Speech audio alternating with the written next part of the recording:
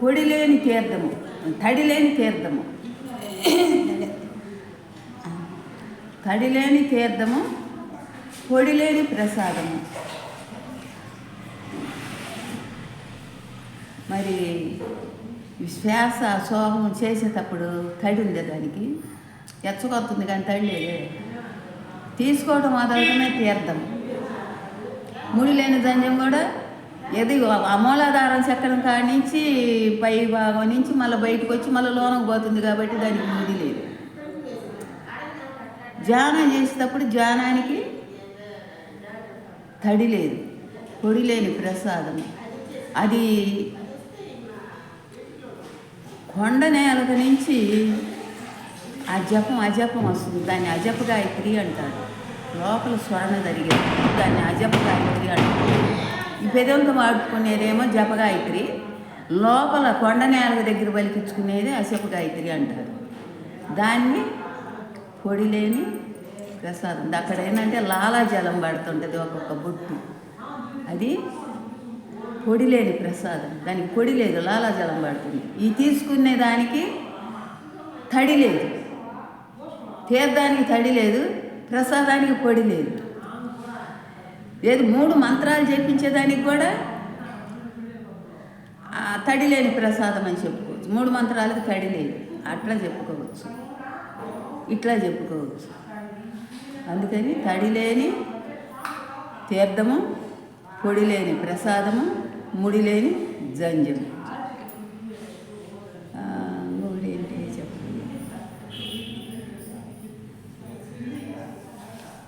కూర్చో.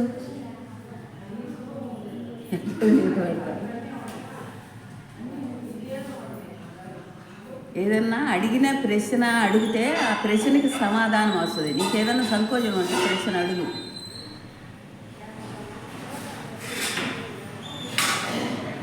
అడిగే ప్రశ్న కూడా అందులో పడుద్ది. ఏదన్నా ప్రశ్న ఉంటే నీకు సంశయం ఏదన్నా ఉంటే దాన్ని అడిగినప్పుడు ఆటోమేటిక్గా వచ్చేస్తుంది. ఒకటి చెప్పేటప్పుడు ఎమ్మటిగా ఒక సబ్జెక్ట్ వచ్చిందంటే ఆ సబ్జెక్ట్ మీదనే పోవాలి. ఇంకొక సబ్జెక్ట్ ఎత్తుకోవాలంటే మళ్ళీ మొదలు ఎత్తుకోవాలి.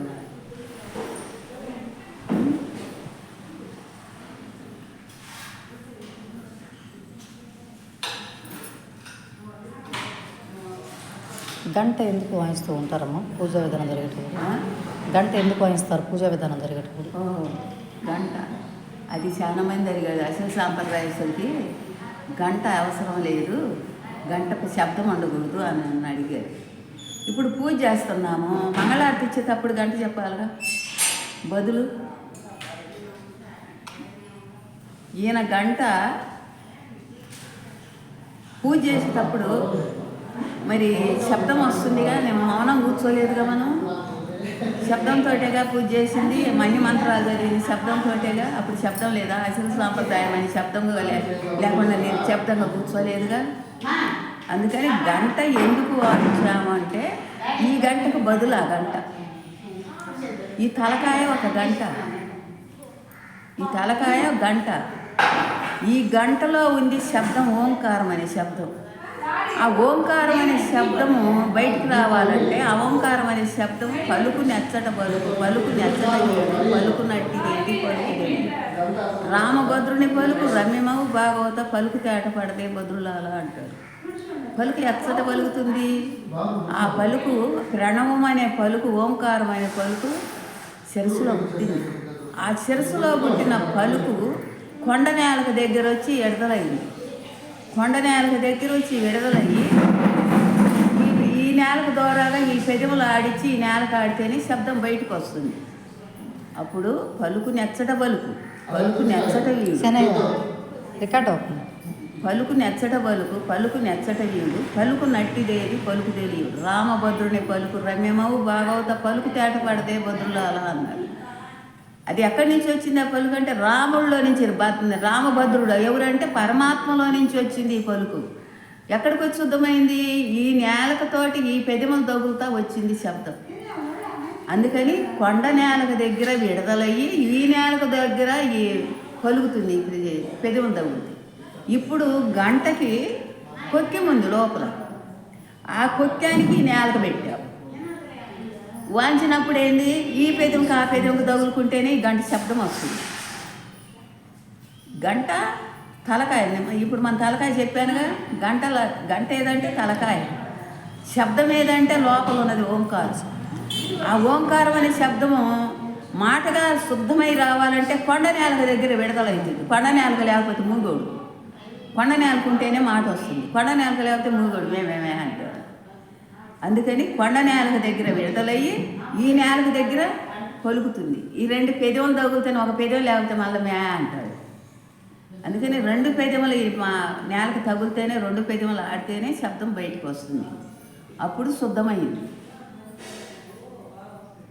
రామభద్రుని పలుకు రమ్యమవు బాగా అవుతావా, పలుకుతే ఆట పడితే భద్రులాగా అంటాడు. బాగవుతా, బాగా అయ్యి వచ్చింది ఆ శబ్దం అంటే. అంత బాగా అయ్యి వచ్చిన శబ్దాన్ని బాగా మంచిగానే మంచి మాటలే మాట్లాడుకోవాలి. అక్కడి నుంచి అది ఓంకారంలో అంత రాముల్లో నుంచి వచ్చిన శబ్దం, ఆత్మారాముల్లో నుంచి వచ్చిన శబ్దాన్ని మనం దుర్భోగం పెట్టుకుంటున్నారు. నానా మాటలు నోటికుండా మాట్లాడుతున్నారు. అది ఎంత దోషం ఈ శరీరానికి, మనసుకి ఎంత దోషం. అందుకని మంచి పదార్థం లోపలికి తీసుకుంటున్నాము. మంచి వాక్యాన్ని బయటకు వదిలినప్పుడు ఆ మంచే ఉండాలి జీవితం అంతా. ఆ మంచిని, మంచి పదార్థాన్ని ఏది పడితే అది తినని శరీరానికి రోగం తెచ్చుకోవటం, ఏదో నోటికి వచ్చిన మాటలు మాట్లాడి విరోధం తెచ్చుకోవటం, రాగద్వేషాలు పెంచుకోవటం, ఇయేగా జరిగేది. అంతకన్నా ఏమైనా మంచి జరుగుతుంది? అయ్యే మంచి మాటలు మాట్లాడుకుంటే అది ఎంత దూరం పోతున్నాయి, ఎంతమంది శభాష్ అనుకుంటున్నారు. అందుకని మాట లేనట్టి బయలున్న మాట కలిగిననుట మాట ఇనుట మాయ కదయ్యా.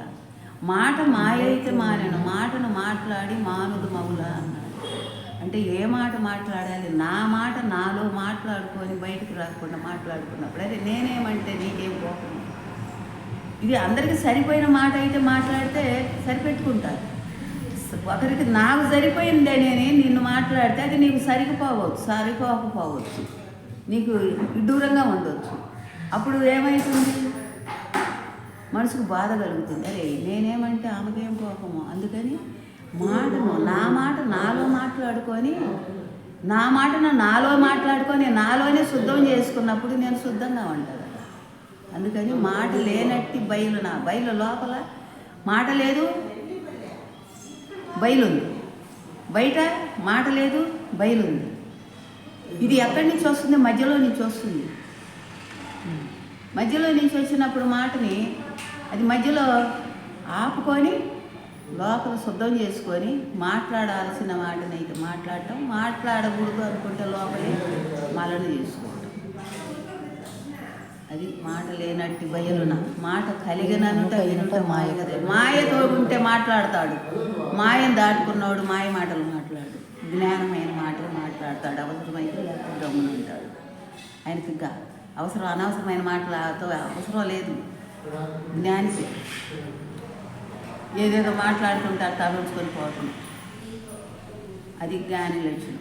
ఎట్లుంటాడయ్యా అసురుడు? అసురుడు ఎట్లుంటాడయ్యా అంటే కదకు లేనట్టుంటాడు. దగ్గర అక్కడ దంగేరు అని తూర్పుగోదావరి జిల్లా, ఆ దంగేరులో నున్న నారాయణమూర్తి అని పూజ పెట్టుకుంటే అక్కడికి వెళ్ళారు తాతగారు. అక్కడికి వెళితే ఏం చేశారు? ఏదికల మీద ఉపన్యాసాలు చెబుతుంటే అసలు బయలంటే ఏంటి, అచలం అంటే ఏమిటి అని ఉపన్యాసాలలో ఒకళ్ళకొకళ్ళు ప్రశ్నించుకుంటున్నారు. అప్పుడు ఆ నున్నా నారాయణమూర్తి ఏమన్నాడంటే, అయ్యా ప్రకాశం జిల్లా నుంచి వచ్చాడు చిదంబరం రాజయోగేంద్ర స్వాముల వారు, అదిగో లాస్ట్లో కుర్చీలో కూర్చొని ఉన్నాడు. ఆయన ఏమై ఉన్నాడో పోయి ఆయన దగ్గర చూడండి, ఒక 5 నిమిషాలు నిలబడి. బయలంటే ఏమిటో తెలుస్తుంది, చూచి తెలుసుకోవాలి. ఆయన ఎలా ఉంటాడంటే ఆయన స్థితిని చూస్తే వీళ్ళు గ్రహించాలి. అంతటి వాడైతే గ్రహిస్తాడు, అంతటి వాడు కాకపోతే గ్రహించలేదు. అదే చొప్పెళ్ళలో అనుభవానంద స్వామి ఉపన్యాసం చెబుతున్నాడు. తప్పనిదారా 200 మంది గురువులు వచ్చారు అక్కడికి. వాళ్ళు అడిగారు, మీ గురువుగారిని తీసుకొచ్చారు కదా, ఆయన చేత ఒక మాట కొంచెం ఎదుక మీద చెప్పిస్తే మేమందరం ఆయన వాక్యం వింటామని అంటే, ఆయన చెప్పే మాటలే నేను మాట్లాడేది. ఆయన చెప్పిన మాటలే ఆయన అనుకుంటున్నాను, ఏం కాదు. కానీ మీరు ఆయన చేత మాట్లాడాల్సిన అవసరం లేదు. ఆయన చూడాలంటే ఆయన ఏ స్థితిలో ఉన్నాడో ఆయన్ని చూసి వచ్చి ఇది ఈ స్థితిలో ఉన్నాడు అని మీరు ఎరిగి చెప్తే నేను ₹1,00,000 ఇస్తాను. చెప్పిన వాడికి ₹1,00,000 ఇస్తానన్నాడు. మరి ఎవరు పోయిన వాళ్ళు లేరు, ఆయన చూసిన వాళ్ళు లేరు. అంటే అక్కడ వాళ్ళకి దూరంగా ఒక రూమ్ ఇచ్చి మా రూమ్లో మనసు వేశారు, అక్కడ కొనుక్కున్నారు. ఎవరో చూసింది లేదు. అందుకని నీతి కలిగినట్టు గనుని సన్నతి చేయ జనులకు చెక్కెమని సనరాదు వినరాదు దాన్ని వెలుగు గని ఈ రెంట్లో దేన్ని వెలుగుతున్నాం అంటారు. అలాంటి ఉనికి కలిగిన మహాత్ములు గ్రహించాలంటే జనులకు శక్యం కాదండి. అయితే మరి ఎవరైతే గ్రహిస్తారు అంటే మళ్ళా ఆ స్థితిని పొందిన వాడికై అర్థమవుతుంది, లేకపోతే గ్రహించటం చాలా కష్టం.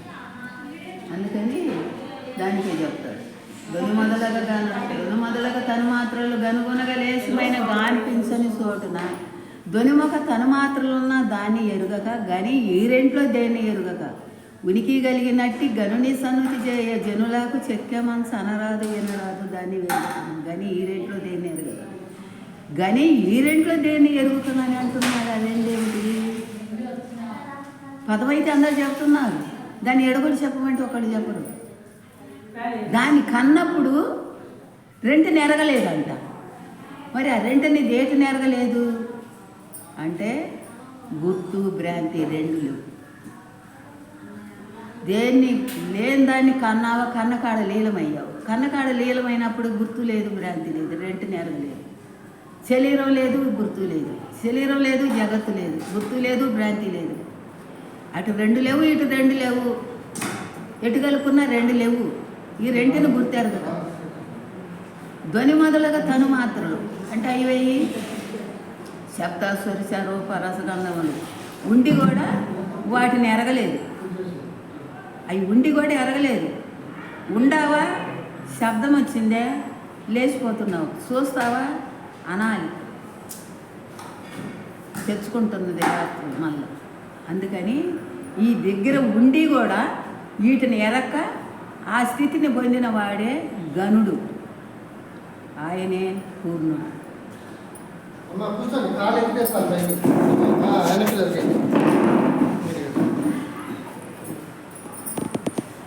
ఆయన గనుడు. అందుకని ఆయనకి ఎప్పుడు అంత పూలు పద్దెరు తెచ్చి పూజించిన వాడే భక్తుడు. ఏం చేయాలి? ఆయనకి పూలు పత్రిని తెచ్చి పూజించరా, పూర్ణమైన విశ్వాసం వచ్చి పూజ చేయరా అంటాడు. అలాంటి మహాత్ముడికి ఆ పూలు పత్రి పెట్టి ఆ మనసు నిండు మనసుతో వాళ్ళకి అక్కడ పూజ చేసుకొని ఆ రుణం తీర్చుకోవడం. మనం జన్మకు వచ్చినందుకు జన్మ రైతులు చేసుకున్నాక పని చేసుకున్నాం. జై సద్గురు మహారాజుకి జై.